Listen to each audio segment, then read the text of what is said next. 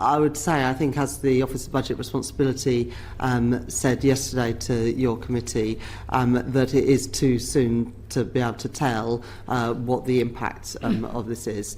As a government and in my role as Chancellor, we are working hard to de-escalate the conflict, because the best chance of having a minimal economic impact is to de-escalate the conflict and to see vessels moving again through the Strait of Hormuz.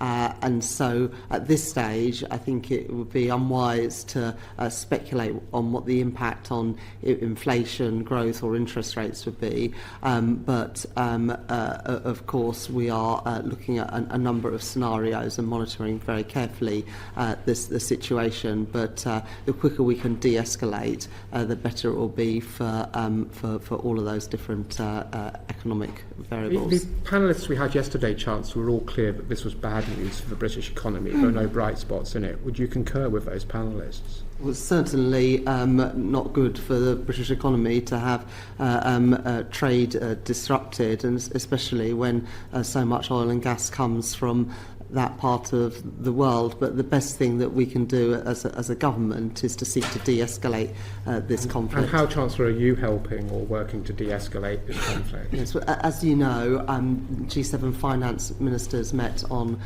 Monday, G7 energy ministers met yesterday, and today leaders will meet. At the meeting that I attended on Monday, we had the head of the International Energy Agency at the meeting.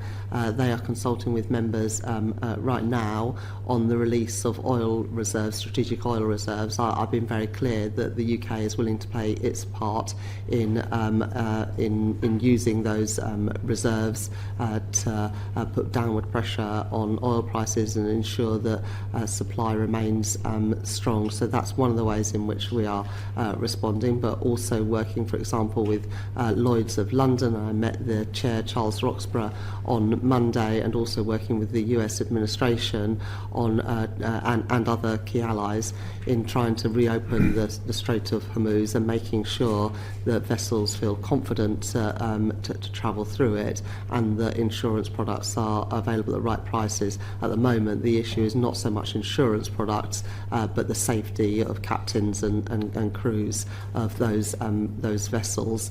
But we're working closely with both our allies in the Gulf and in the G7, and also with the insurance industry to ensure that as quickly as possible we can get those movements going again.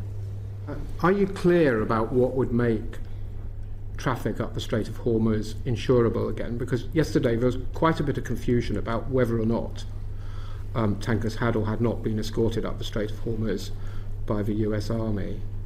Well, what will make it possible is a de-escalation of the conflict and security for vessels passing through. I'm very clear about that, and working closely with Gulf allies and also G7 allies to try and facilitate that.